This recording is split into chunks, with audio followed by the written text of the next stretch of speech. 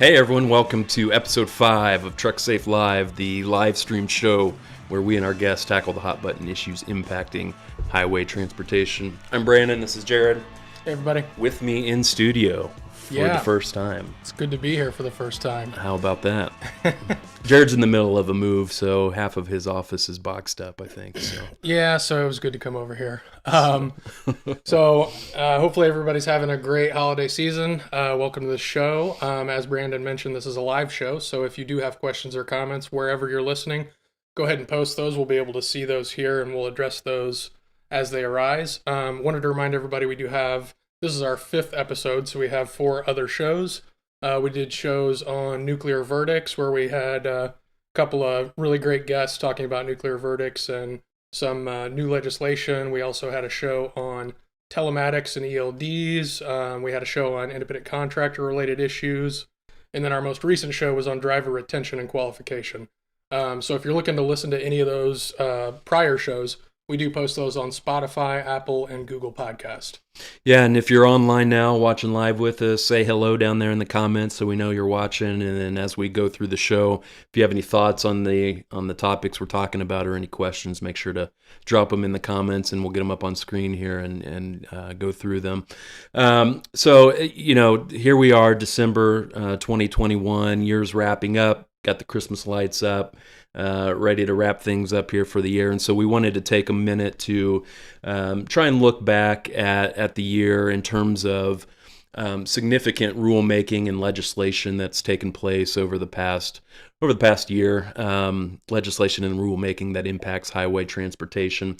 So we're going to do that. We're going to look at what we consider to be the most significant initiatives from the last year. And then we're also going to look forward to 2022 and what's to come in terms of, FMCSA action, potential action, and potential legislation. So that's the purpose of the show, is just to look back and then take a quick look forward and see what's going on, what big things are impacting motor carrier safety programs. So that's what we're going to do. And in my opinion, the best news about 2021 is it's not 2020. Not much could have been worse than our world's getting rocked by 2020. So first, we're going to talk quickly about this infrastructure bill and some of the things that are contained in that infrastructure bill. That's more of kind of where we're going, I guess, but we do have a roadmap specifically from the infrastructure bill. First thing that I want to talk about the infrastructure bill is the Women in Trucking Advisory Board. I mean, I was happy to see this in there because women make up such a small amount of the trucking industry, and it's, kind of difficult to understand why that is the case. I mean, there are some reasons, obviously, but this advisory board is going to be taking a look at why that is the case and how we can ramp up the participation in trucking as far as management, even behind the wheel with women. So that's a great move to that advisory board. Yeah, I think the data in the infrastructure bill said that overall in transportation and warehousing jobs in general, so not just trucking, but overall, I think women hold 24% of all transportation and warehousing jobs, which is pretty high when you consider what it is in trucking specifically. So I think that only around 6 or 7% of truck drivers are women. So it'll be interesting to see what comes out of this advisory board. I'm sure we'll get some good research and good data out of it, and hopefully some plans for moving forward, particularly in the midst of a driver shortage. I think that was one of the key reasons why Congress saw fit to move forward with that. So that's one major component of the legislation, and then we have the truck leasing task force. So this is something that the industry has been dealing with for many years, and it has to do with owner-operators who lease their trucks to motor carriers. And as many of you who are listening may know, if you look in the safety regulations, there's a part of the safety regulations known as the Truth in Leasing Regulations. It's Part 376 of Title 49, and that whole part of the regulations is geared towards the content of these lease agreements that are in place between owner-operators and the motor carriers for whom they operate. And there's been a concern for years as to whether motor carriers are taking advantage of owner-operators through these lease agreements in an economic sense, in a safety sense. So the point of the truth in leasing regulations, at least one point of them was to try and make those agreements more equitable, more transparent for the owner-operators who enter into those agreements. But we're still seeing, at least according to Congress, we're still seeing quite a bit of issues in that leasing context. And some owner-operators, I don't think it's, at least in my experience, I don't think it's particularly widespread, but we are still seeing issues with some owner-operators being taken advantage of through those lease arrangements. And so Congress is directing the USDOT to set up a task force to, study the content of the leases that are out there and see, if owner operators are continuing to be taken advantage of through harsh economic terms or one-sided agreements, things like that, and see also how these lease agreements are impacting highway safety and if there's anything that needs to be done. So, again, kind of like the advisory board, the Women's Advisory Board, we'll see where the truck leasing task force goes. I guess it could ultimately end up with, some kind of rulemaking that would either add on to or modify the existing truth in leasing regulations. So we'll see. Nice. The next one we'd be looking at is the automatic emergency braking in commercial motor vehicles. So this could end up looking like a joint regulation between NHTSA and the FMCSA.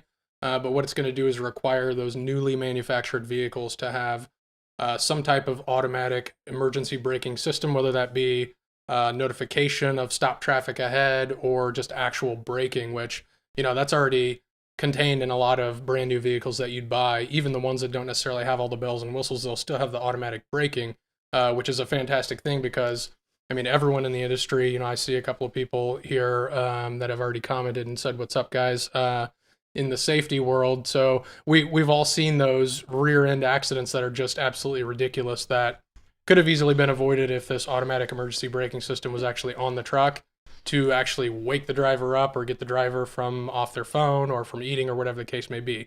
Those accidents do happen, unfortunately, and this is an easy way to remedy that. So it's a good move, in my opinion. What are your thoughts on that, Brandon? Yeah, this is coming off of more recent studies about highway accidents and the causes of crashes involving large trucks and buses. So I think the data is pointing towards a need for additional, regulations around those types of issues. And that kind of leads into the next topic of, again, if you're just joining us, we're talking about the infrastructure bill, the recently signed infrastructure bill and what all it involves, and we've kind of hit on some of the big topics. So leading into that, Jerad mentioned automatic emergency braking, but we also have a new mandate for the USDOT to within 1 year promulgate rules on that would require rear impact guards on any newly manufactured trailers or semi-trailers.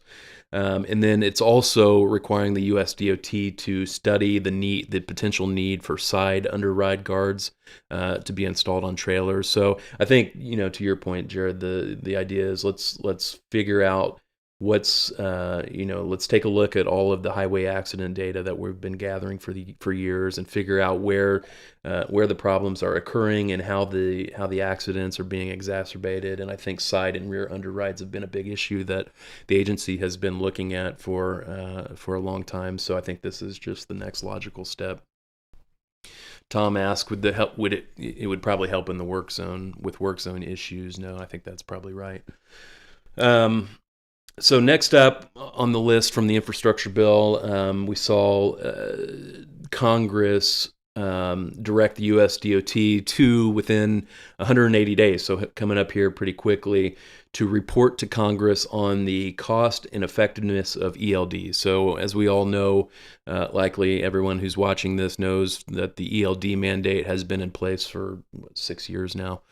5 or 6 years. And so, over that time, the agency has been gathering data about the effectiveness of those devices and the cost of those devices. So Congress is asking the DOT to provide them a report on all of the data that they've gathered, including information on what the DOT is doing to protect proprietary information and personal information for drivers. So, I mean, this is a bit of rehashing of issues that the DOT has been working through. When the ELD mandate was first proposed, there was a lot of back and forth with labor groups about the ELDs and the privacy concerns and the cost concerns for motor carriers, and it went through years and years of litigation. So again, in our view, it's a bit of rehashing of old issues that have already been worked out, in our opinion. But nevertheless, Congress is looking to get more data on it to kind of see where we stand about 5 years out and whether the ELD mandate is achieving the goals that Congress had originally set and that the FMCSA is working to achieve.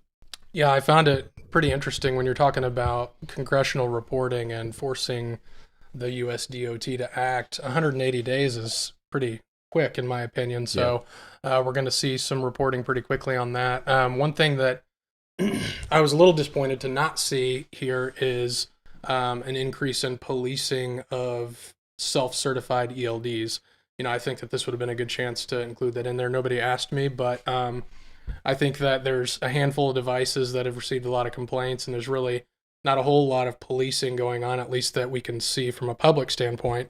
And that would be fantastic if we could get some policing of these devices and maybe get some of the devices off the market that are actually hurting motor carriers more than just helping them. Yeah, I know, Jerad, you do a lot of testing of ELD devices for different manufacturers and look at a lot of devices for our motor carrier clients. Are you seeing a lot of instances where devices probably aren't technically compliant with the regulations and need some additional policing? Well, many times with the larger clients, when they want me to take a look at a device for them, it's not necessarily that the device is a bad device. It's usually one of the larger players in the industry, and there's no perfect device out there by any means. We can't really even say that there's a perfect device out there. But sometimes when I get a safety management plan or something like that in front of me where a client has gotten themselves in trouble with the FMCSA in the context of an audit, et cetera, sometimes there's an off-brand device that I've never heard of, which is usually a very bad sign. And you never know what you're going to quite get at that point. And so I've seen that most definitely, but not necessarily with those larger clients that are wanting me to take a look at their ELD system and make sure it's working for them. Little things here and there with compliance, but nothing big. Yeah.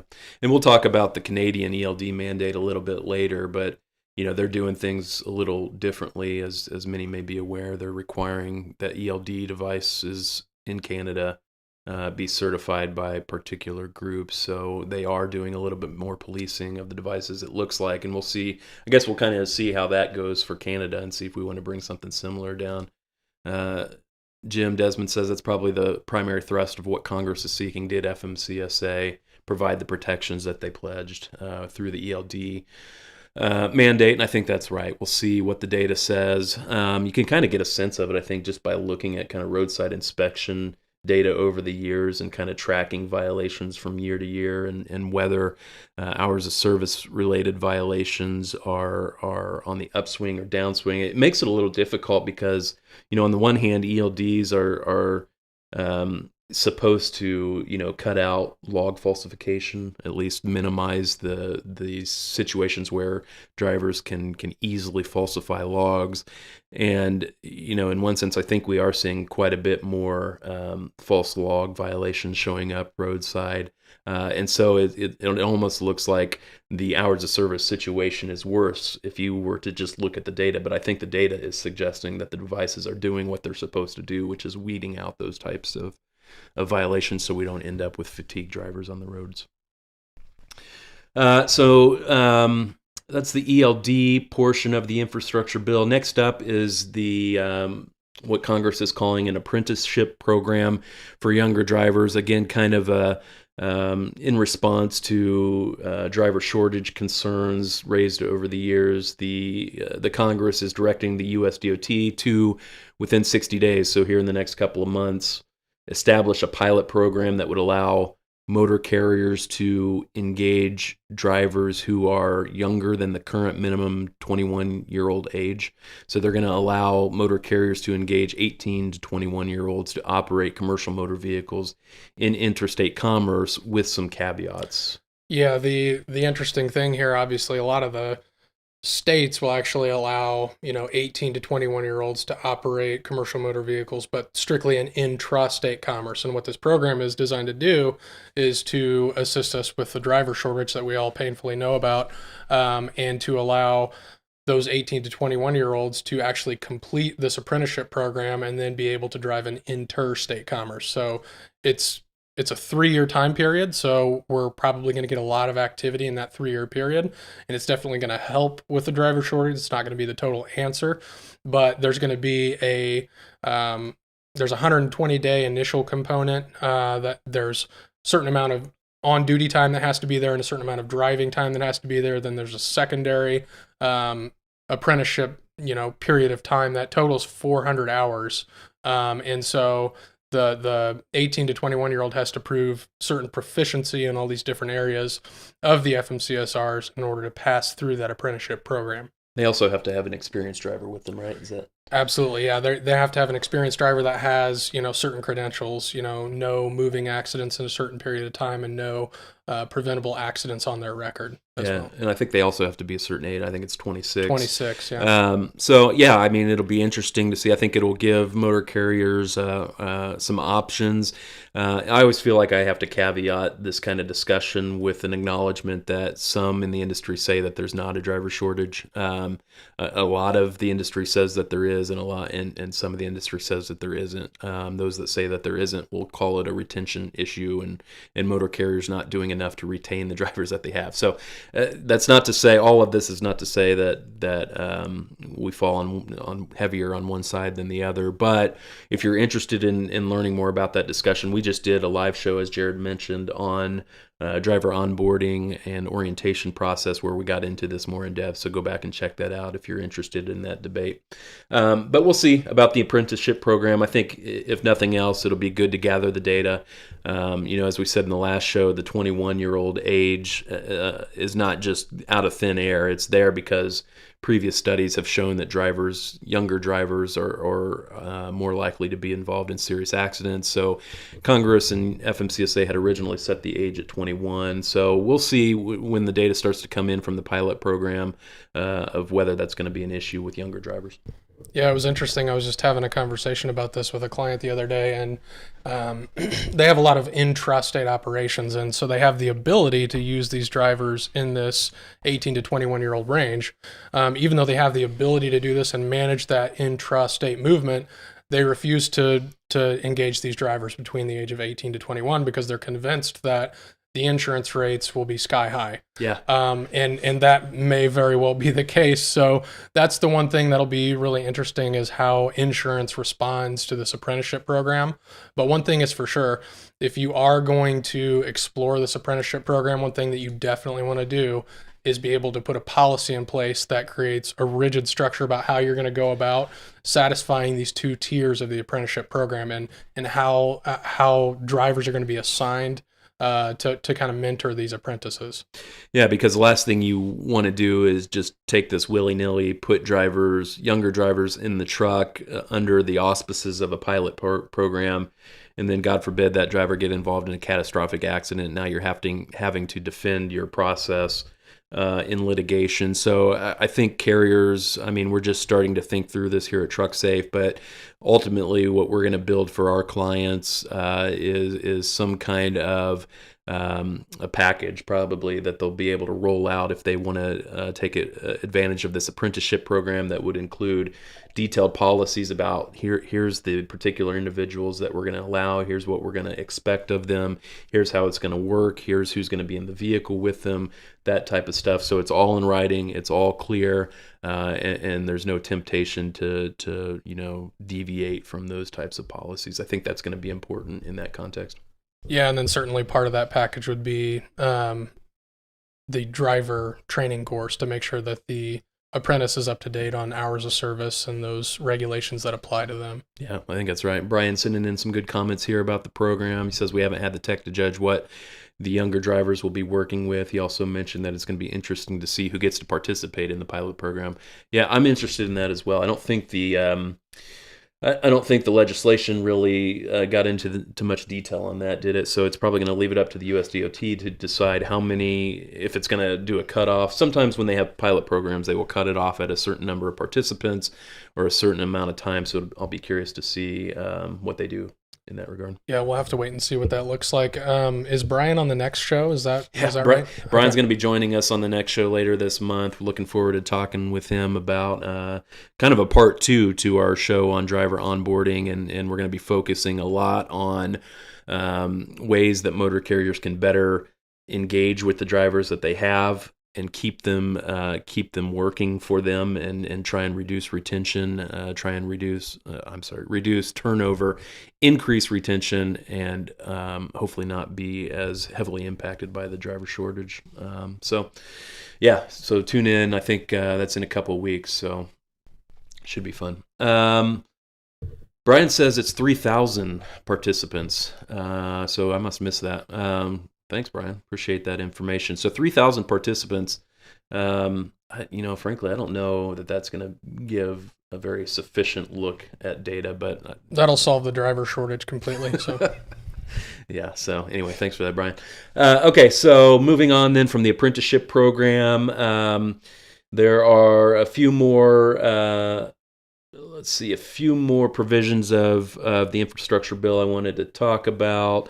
One was a heavy truck crash causation study. So I mentioned earlier that the DOT has, over the years, in conjunction with some other federal agencies, tried to study the impact of or the causation of highway accidents involving heavy trucks and buses. But Congress is directing them to be more active in that regard and to try and evaluate what factors go into the crashes that we're seeing and figure out ways that we can try and minimize those. So FMCSA, or the DOT in general, will be commissioning a new study on that at Congress's direction. And then lastly, in the legislation, there was a proposal for a vehicle mile use tax pilot program. So we heard a lot about this, the mile use tax program, and everybody got up in arms about it, rightfully so, frankly, especially in the trucking industry. And so, the original proposal, I think, was to go ahead and implement one, but now the Congress is just directing the USDOT to establish a pilot program to test a national vehicle per mile usage fee, which they say will help restore and maintain the surface transportation system. This would include miles traveled by commercial motor vehicles. So I think on this one, we're just going to have to wait for the details to see how it's going to play out, and who's going to be subject to it. So.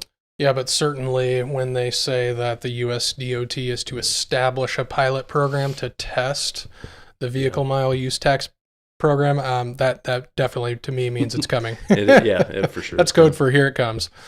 Yeah, let's see. Somebody else says, I suggest that just like driver school graduates today, many will go through larger fleets where self-insured and larger deductible applies to any loss. Hopefully this being a regulatory allowance might reduce the liability challenge at time of claim. Solid training, oversight, monitoring, and use of safety tech can all help to make the driver skilled, knowledgeable, and behaving correctly. Sorry, I don't have this username. It just says LinkedIn user. So I apologize. I don't know who you are. But in any event, I think that's right. I think the larger carriers that are going to roll out this program, many of them are probably self-insured, and so maybe the insurance issue isn't such a concern for them. We'll have to see. Yeah, well, I think a lot of them, even if insurance is not necessarily the biggest concern, I mean, the folks that are not in favor of using these 18 to 21-year-olds in interstate commerce often quote the figure that this group of drivers between 18 and 21 is 4 times more likely to be involved in an accident. Yeah. That's scary enough for a lot of these larger carriers that are strictly focused on moving freight. There's a lot of other companies that just use commercial motor vehicles as tools as part of their business. We're talking about telecom companies, oil companies, all these different companies that use trucks as tools, and they're not necessarily in the business of moving freight at all times. They may be more willing to delve into this program than those traditional motor carriers. Yeah. That was Rich Brin that made that comment. Sorry, Rich. It didn't show up originally, but it is now. Okay, so that kind of wraps up the infrastructure bill. Obviously, it's a huge bill, $1.2 trillion or something crazy like that. So these are just the specific issues that had some kind of, or will have some kind of impact on trucking. So we just wanted to highlight those as a significant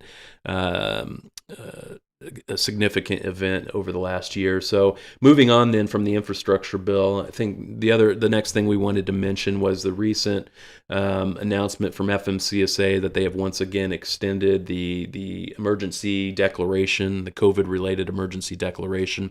So this declaration has been in place now since really the start of COVID. This is the one that says motor carriers and drivers who are providing direct assistance to emergency relief efforts to help with vaccines and stuff like that, and the restocking of pertinent supplies, etc. Carriers who are providing direct assistance to those efforts are exempt from a large portion of the safety regulations. There's some that they aren't, but it's a large portion of them. And so the DOT or the FMCSA has just been continuously renewing that declaration, and just this last month it renewed it once again. So now the declaration extends through February 28th of next year. And it's pretty similar in content to the previous versions of the declaration in terms of the types of transportation that is authorized under the exemption. One thing that's interesting to note that motor carriers who are taking advantage of this exemption should know, and this was something that was new in the last renewal of the declaration, and I think it just started this past month, is that now motor carriers who are taking advantage of the exemption have to report their usage of that exemption on a monthly basis to the FMCSA. That was not the case for most of the time that for the first year or so of the declaration, but starting last month, that is a requirement, and that continues to be a requirement under the new renewal. So if that's news to you as a motor carrier, take a look at that most recent declaration and make sure that you're doing your monthly reporting on the usage of that declaration. And then also, as this new variant kind of develops, we may see more and more states enacting their emergency declarations via the governors, which would then trigger those state, annual inspections, CDL, MedCard extensions. So keep an eye for that. As you see those governors putting those emergency declarations in place. Yeah, there was some talk before FMCSA renewed this particular version of the declaration that they weren't going to renew it. It was kind of looking that way based on the additional restrictions they put on the last renewal and the fact that they were requiring reporting. We thought that maybe they were requiring reporting to find out that motor carriers aren't largely taking advantage of it, and so they may sunset it. But now I think as we continue to get news of new variants, and as the cases continue to go up, up and down, I think FMCSA is just going to continue to renew the exemption, at least for the foreseeable future. So watch out for that. Okay, so moving on then, we wanted to give an update on the Drug and Alcohol Clearinghouse. So this was I should have mentioned this at the start, but in our view, I think you can disagree with me if you want, Jerad, but I think 2021, in my opinion, was a pretty slow year in terms of rulemaking initiatives in highway transportation. I think it's largely due to the fact that we've got a changing administration. We're still getting folks in place under the new administration. Deputy Administrator Joshi, she still hasn't been fully confirmed by the Senate, so we're still waiting on that. So I think they're just still trying to get things in place before they actually kind of hit the ground running. It's not all that surprising that we didn't see a whole lot of initiatives this year, at least even compared to the last year. So if we look at 2019, we saw, the implementation of the clearinghouse. We saw the hours of service rule change. So we had some pretty significant rulemaking in 2019, 2020 less so. But there obviously still was some that's worth talking about. But with all of that said, the other thing we wanted to kind of look at was how the Drug and Alcohol Clearinghouse has started to mature now that it's been in place for almost 2 years now. So FMCSA publishes data on the clearinghouse and what they're seeing in terms of clearinghouse reports and queries over the years. So I thought some of this was interesting, and we can kind of take a look at it while we're talking about it. Yeah, it's kind of hard to believe that the clearinghouse has been in effect since January 2020, but it has. An interesting thing that Brandon and I were talking about before we went live here was, in January 2023, when that component of the 3-year prior employment checks kind of goes away as far as the drug and alcohol violations, how is the FMCSA going to treat that with respect to those other checks of moving violations, et cetera? Yeah, that's the thing I'm not sure how they're going to handle, because currently motor carriers have an obligation to reach out to previous employers for drivers and to ask certain questions. A lot of them have to do with drug and alcohol testing, but there are also some questions about accidents and, just employment verification type information. I will be curious to see how the FMCSA handles that when the clearinghouse is fully developed. So I have no doubt that come 2023, FMCSA will take action to eliminate the need for carriers to ask drug and alcohol specific information from previous employers. I just don't know how they're going to handle requests for the other data, accident data and employment verification information, since all of that stuff obviously does not filter into the clearinghouse. It seems that if the FMCSA originally saw fit to require motor carriers to obtain that information, nothing has really changed about that, but we'll see. I think we'll see is going to be the theme for this show, because it's kind of all crystal ball type stuff here. So exactly. In any event, so here's some of the data, interesting data from the clearinghouse. I think October was the last report that the FMCSA published, so this data is all from October. You can see here this slide is just showing how many individuals and employers and owner-operators, MROs, SAPs have registered in the clearinghouse. And so total, as of October, we have almost 3 million registered users of the clearinghouse, most of which are drivers. 2.5 million drivers are registered, and then around 300,000 or so employers, mostly motor carriers. So I thought that was interesting. This slide shows how many queries have been run in the clearinghouse by motor carriers or others through October. So in 2021, there have been 2.3 million queries run for a total of 3.7 million queries conducted since the implementation of the clearinghouse. Let's see here.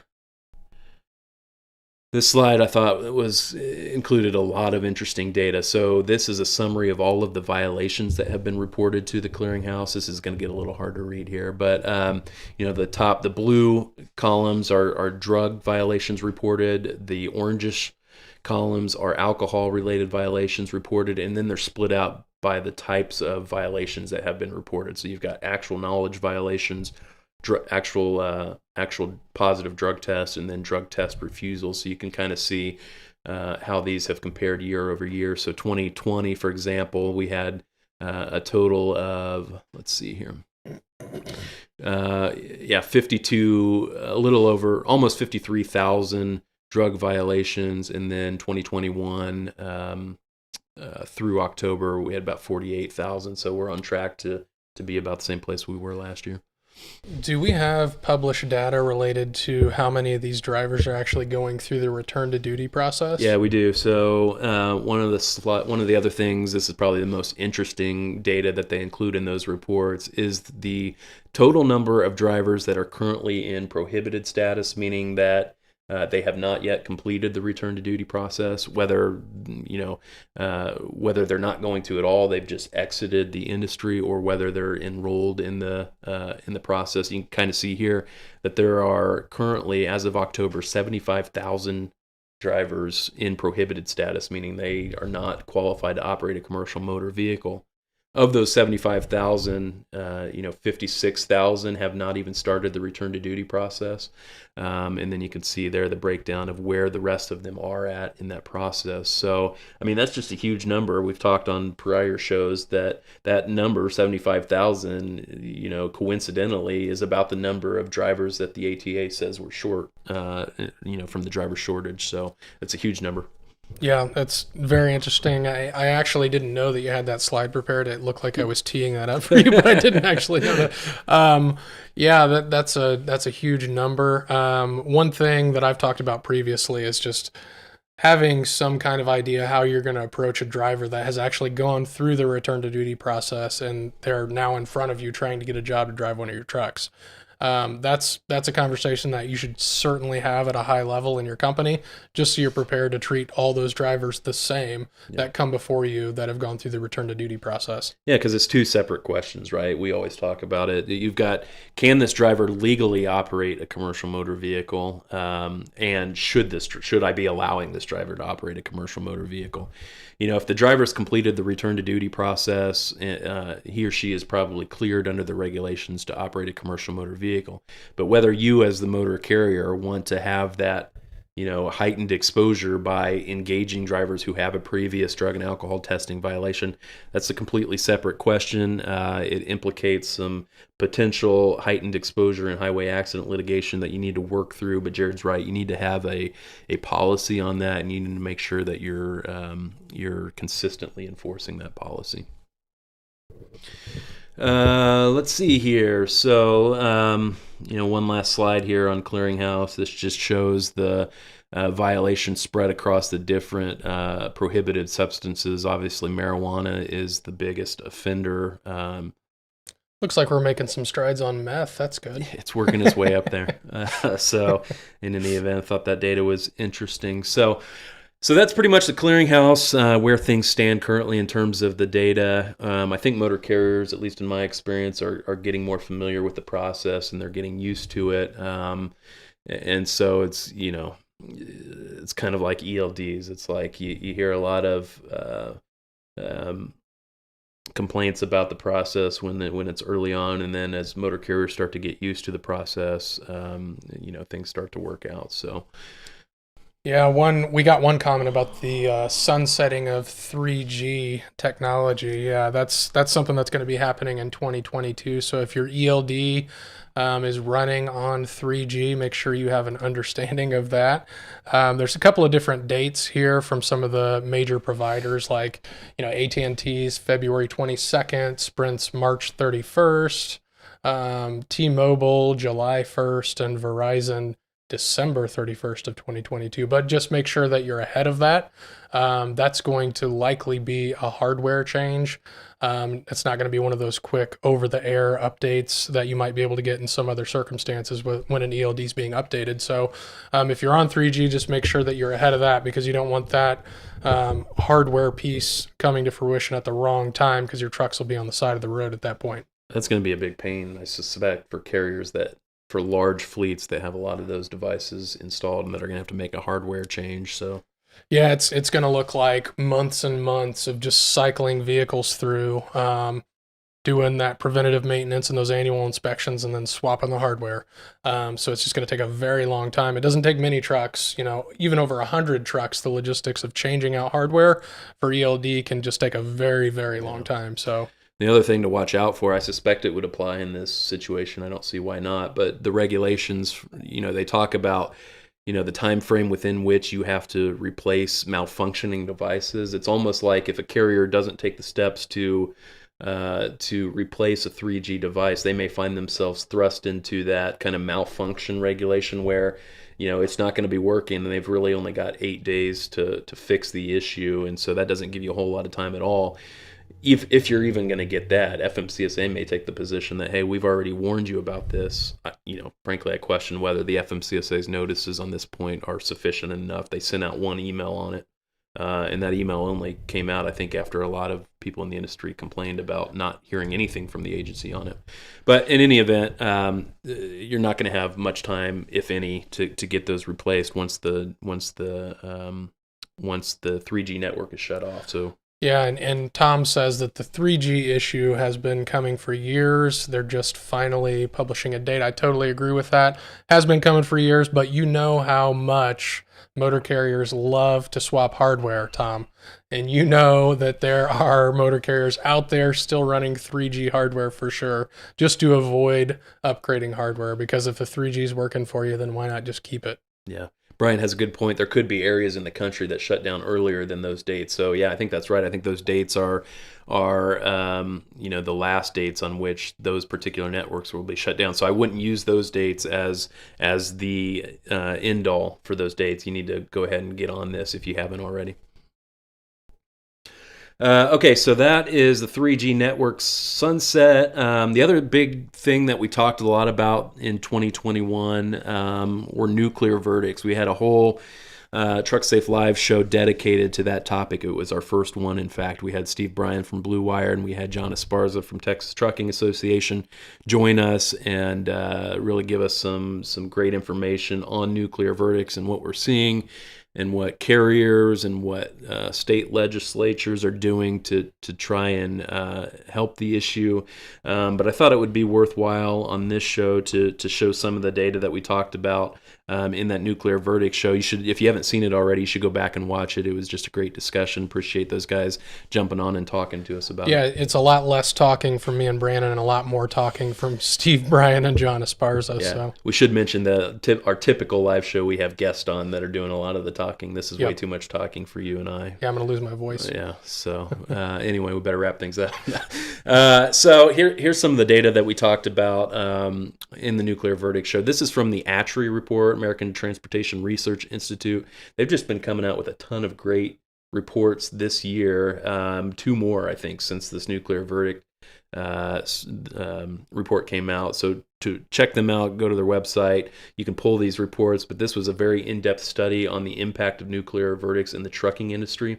And the way that they kind of talk about nuclear verdicts in the ATRI study is any verdict that's over $10 million, I think is kind of the definition they use. And if you look at this particular chart, is showing the number of cases with verdicts over $1 million over time, and you can see that the number just really skyrocketed beginning around 2010, from virtually zero back in 2008 to well over 70 at its peak at around 2013 through 2014. So these types of cases, these multi-million-dollar cases against trucking companies, continue to be on the rise, as do the dollar amounts. So this particular slide shows the average size of these verdicts, and you can see that hockey stick rise in verdict sizes there around 2017.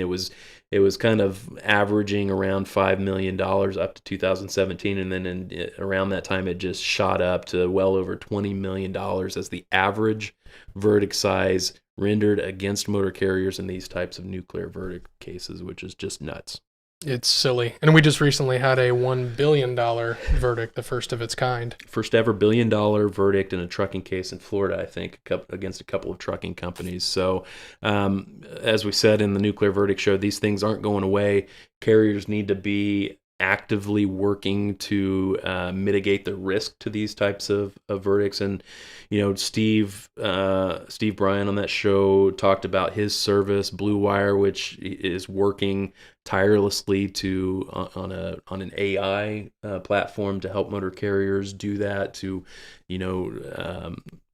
figure out what are their attack vectors, as Steve called them, and where are they susceptible to these types of verdicts. This particular slide, I think, is interesting to that conversation because it looks at the various issues that come up in these types of nuclear verdict cases and the percentage of times that those cases that involve those particular issues resulted in a verdict for a plaintiff.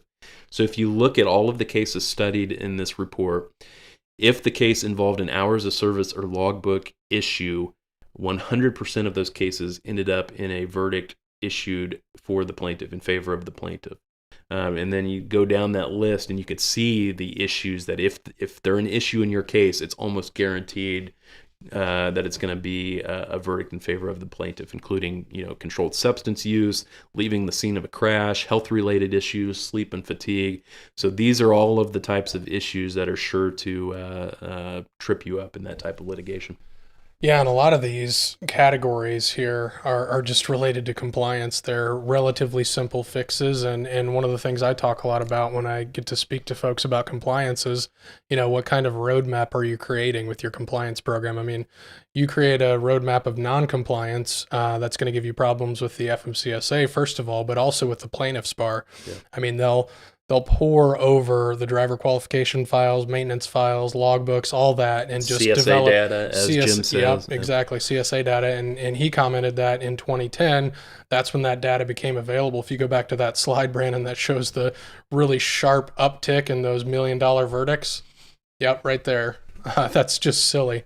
But what I was saying is all these compliance files that the plaintiff's attorney is going to pour over and just have this laundry list of violations to paint that motor carrier as this non-compliant motor carrier that they don't care about compliance. All they care about is moving freight down the road. They don't care about the motoring public. You can take that away from them with your compliance program. So every time I get a chance to preach to people about that, I do. Yeah, if you talk to Jerad or I at any length of time, you've heard us preach about being proactive with your safety program rather than reactive. And it's tough, we know, because there are a lot of other things you're worried about in terms of operations and capacity and driver shortage issues. But being proactive with your program and identifying your gaps and then filling those gaps before they become huge issues is key, because all it takes is literally one of these cases to put you out of business, as well as a DOT audit can have the same result. So you need to be proactive. You need to be engaging in routine self-critical examination of your safety program and then taking steps to correct those to keep you out of harm's way. So that's nuclear verdicts. Next up, wanted to talk about, take a quick look at some of the enforcement data that we've seen over 2021. I always think this is a pretty interesting thing to do at the end of each year, is to look at the FMCSA's data from their enforcement program. They keep their data pretty up to date. If you just Google FMCSA A&I think is the website where they keep all of this data. It gives the statistics on the number of roadside inspections that they perform, the types of violations discovered, same with compliance reviews, same with enforcement cases and civil penalties. So we've got some slides here. We'll just walk through some of the more interesting stats that we found. So 2021, this slide is showing the total number of roadside inspections that have been performed year to date. Total of around 3 million commercial vehicle inspections, whether performed by FMCSA or its state partners. You can see there the out-of-service rate based on these inspections. These, out-of-service rates remain pretty consistent from year to year. They have for the past several years. So, the driver out-of-service rate is 5.91%. The vehicle out-of-service rate is 21.12%. Hazmat out-of-service rate 4.41%. Here's kind of a year over year analysis of roadside inspections and violations discovered during those inspections. So you can see pretty equal number of roadside inspections conducted 2020 and 2021. We're on pace to about equal or be around the same number of roadside inspections, around 2.5 million to 3 million. Roadside inspections with violations in 2020 was 1.1 million, and it's about the same so far this year. Without violations, those were with no violations, and then with violations, 1.4 million in 2020, 1.37 million in 2021. And then we can move on to see what are the top violations that officers are discovering roadside. We had a whole we wrote up an article on the top 5 violations that are being discovered roadside. That's on our website if you want to check that out. We kind of dive deep into these. And then I also just recently did a podcast with Prepass on this topic. You can find that on our website too if you want more information on this. But here's a look at the top driver-related violations discovered during roadside inspections this past year. I apologize, some of this is cut off, but you can see here speeding was far and away the most common violation.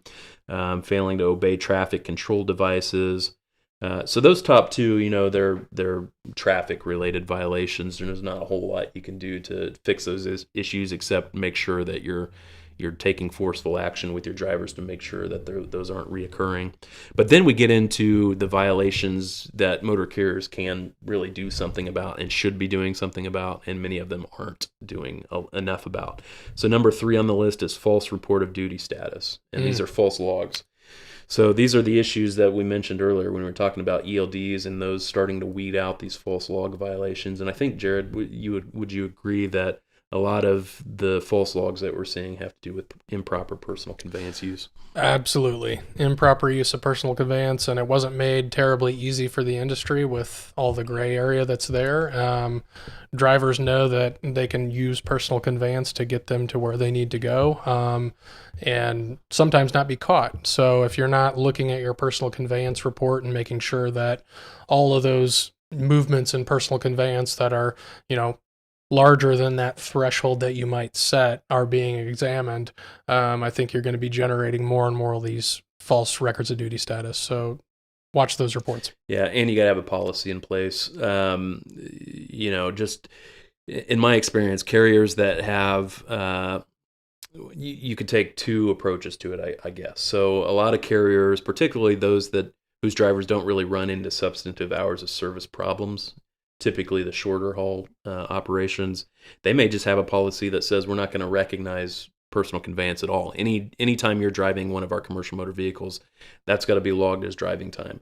I think that's a great approach for those carriers who don't need the flexibility of personal conveyance status, because it eliminates the issue altogether. Drivers have to log that time as driving. There's no concern about log falsification stemming from improper personal conveyance use. So if you can swing that, I think that's the way to go, but a lot of carriers can't.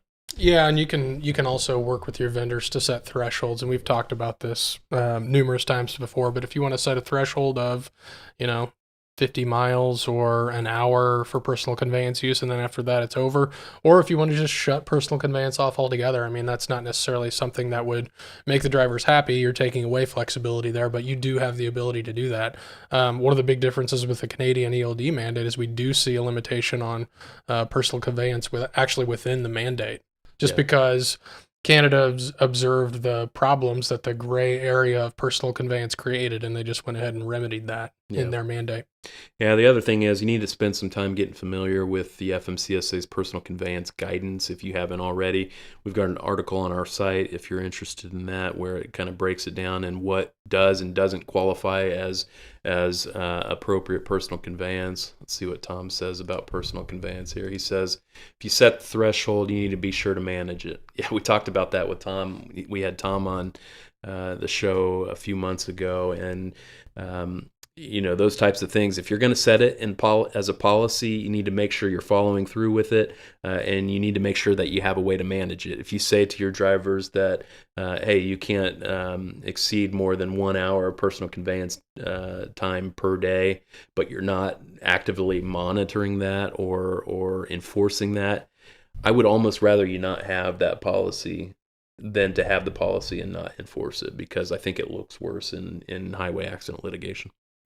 I would totally agree with that. Kind of in the compliance vein, any kind of policy that you're not going to be enforcing, you should probably just not even have in the first place, just because, like I said, that's painting that roadmap of noncompliance for your internal policies, which is sometimes even worse than, the greater DOT compliance issues. Yeah. So, and obviously we're not encouraging people not to have policies, but our advice is you need to make realistic policies that you're able to manage and that you're able to enforce, and that you consistently enforce and manage. So next up, beyond false logs, is failing to use a seat belt. That's obviously easy enough to correct. And then you have operating a CMV without a CDL, which is a huge issue.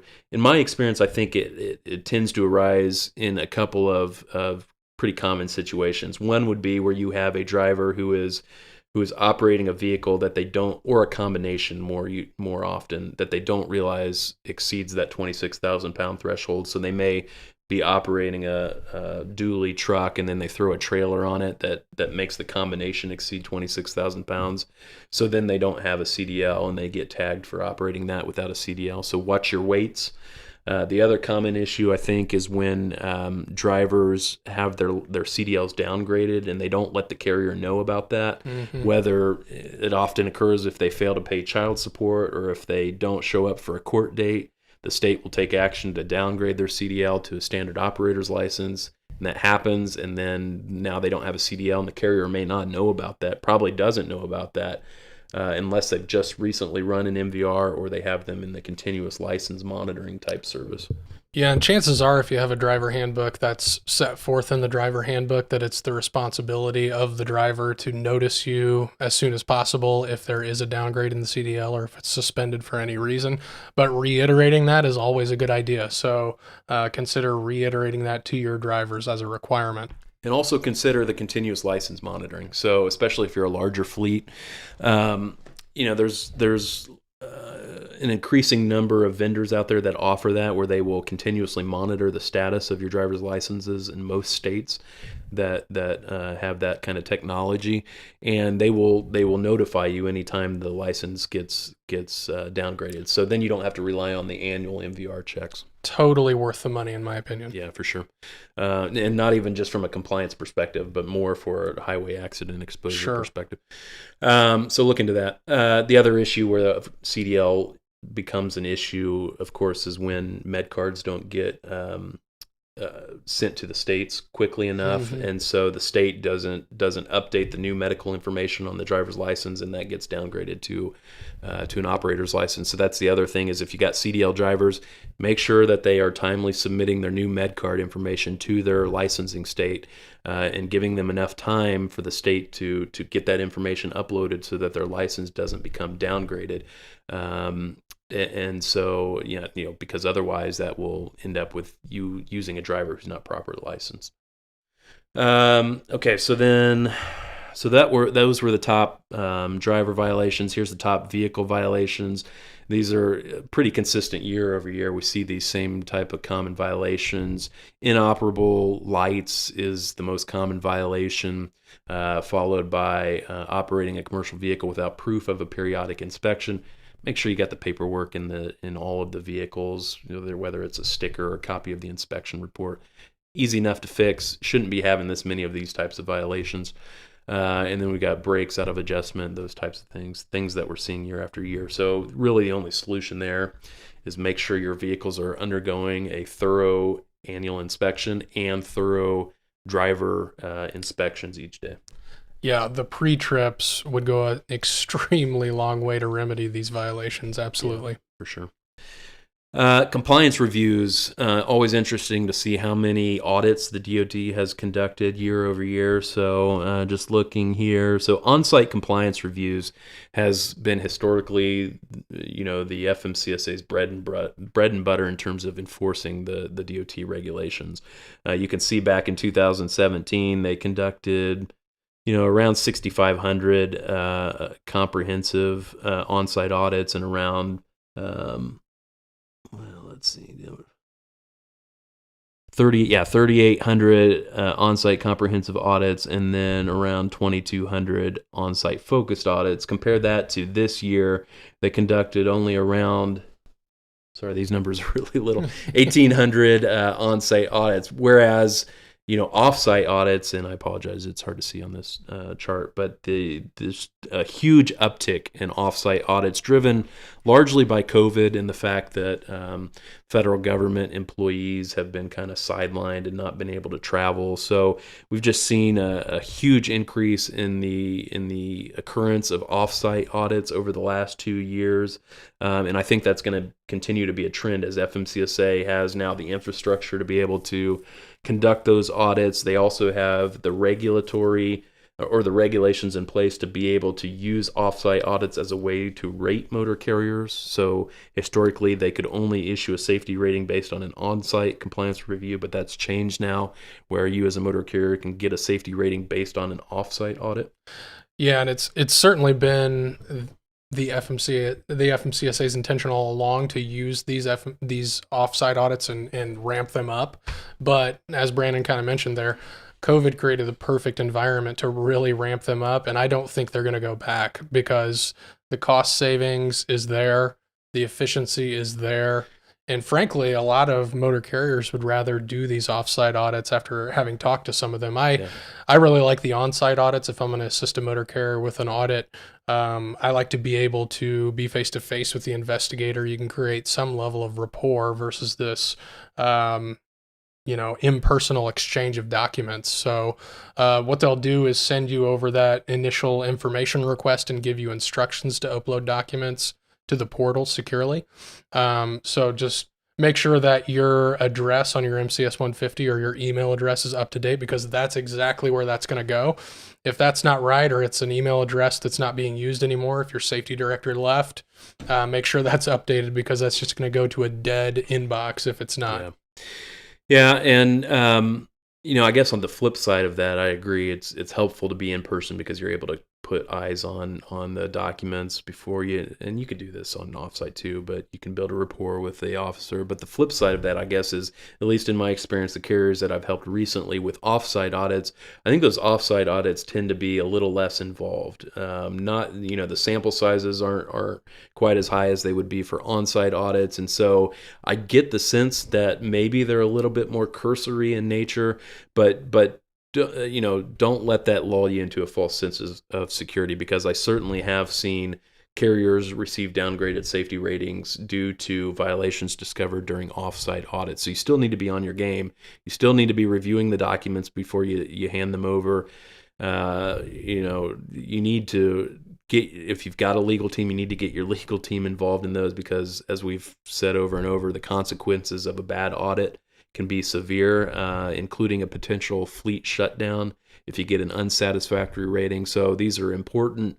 Your safety rating is kind of the motor carrier's lifeblood. You got to protect it at all costs, and that's the way that you risk your safety rating being downgraded, is through a bad audit. So take those seriously, and try and avoid them in the first place by keeping your CSA scores in a decent place, and that'll go a long way to keep you out of the crosshairs. We're about out of time here, but Did you want to cover civil penalties real quickly?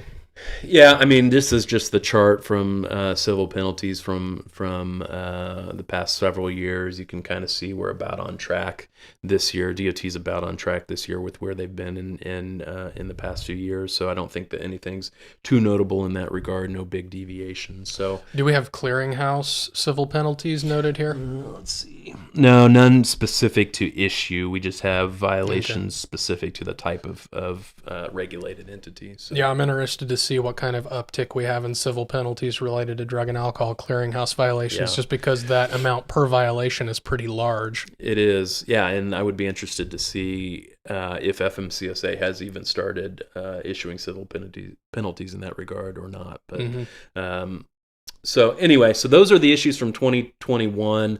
As Jerad said, we're about out of time here, but we want to kind of take a quick look forward to 2022 and what we expect the FMCSA to do here in the near term, and we can kind of get a feel for that.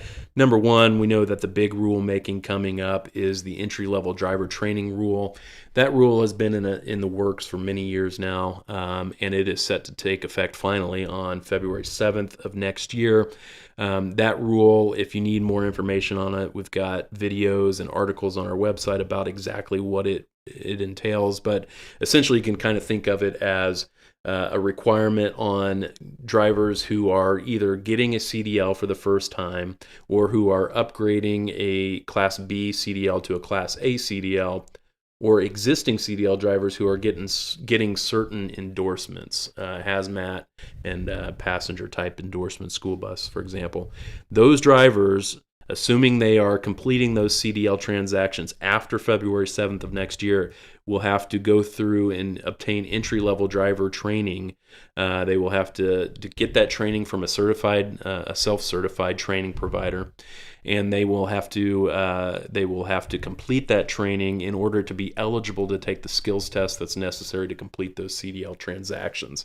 So, for example, a driver that for the first time is seeking to obtain a Class B or Class A CDL, they'll have to go through a comprehensive training course, behind the wheel training, and also theory portion training developed by the training providers. There's going to be a list of training providers on the DOT's training provider registry, and those drivers will have to get the training from a training provider on that registry. They will have to complete that training to the satisfaction of the training provider. That training provider will issue them a certificate, which will get transmitted to their state driver's licensing agency, and the state driver's licensing agency will have to check that registry to make sure that there's a certificate before they allow that driver to complete that CDL transaction. So this is a big change from the way that this works currently. So the drivers that are going through the apprenticeship program are going to have to then go through the entry-level driver training program. It's not going to be for lack of training that they're not prepared to drive.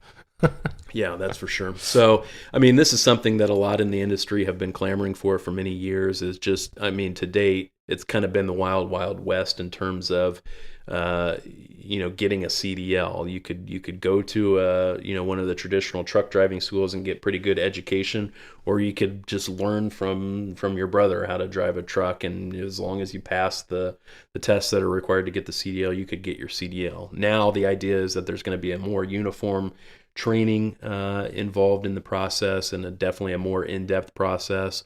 And so that's going to take effect again February 7th. Any driver that's looking to complete those CDL transactions that I mentioned will have to get that training. So look for that early next year. That's the big one that's coming up. And then we've got some others that are listed in the FMCSA's agenda that they released earlier this year. But before we get to that, Jerad, you want to just talk briefly about the status of the Canadian ELD mandate? Yeah, so Canadian ELD, we're looking at soft enforcement here into 2022. Hopefully in 2022, we start seeing a lot more of those certified devices that go through the certification process through those Transport Canada approved bodies.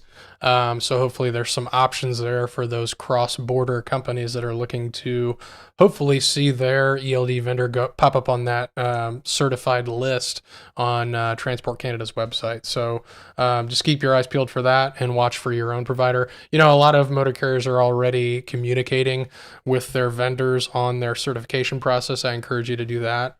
But keep a pulse on when that certification's coming, particularly if you have those cross-border operations. Yeah. So some, to wrap things up here, some of the things that are on the FMCSA's agenda, and we should note that just because something is on the agenda doesn't mean it's sure to happen.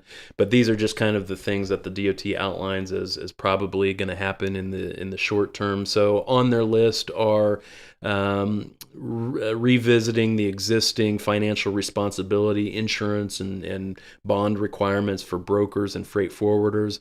That's one thing we neglected to mention when we talked about the infrastructure bill. Early versions of that bill had an increased insurance limit for regulated motor carriers. That got stripped out of the bill. So currently, there's not going to be an increase. There was talks about increasing from the current $750,000 limit for general commodity carriers up to as much as $2 million, but that's not going to happen anytime soon, it doesn't look like. But FMCSA has announced that they are going to look here in the near term at the existing financial responsibility requirements for brokers and freight forwarders. Then automated driving systems. So, this is a huge topic that we haven't even touched on yet, but, automated driving systems and what the future of that looks like and how that's going to impact the industry. Obviously, we're starting to see a lot of new startups get involved in that space and AI and stuff like that. But the FMCSA hasn't done a whole lot in the USDOT in general to kind of get ready for that. So on the FMCSA's regulatory agenda is to take a look at how the safety regulations may need to be revised to accommodate for those types of systems. So we expect that the agency will be studying that and potentially releasing some new regulations in that regard here.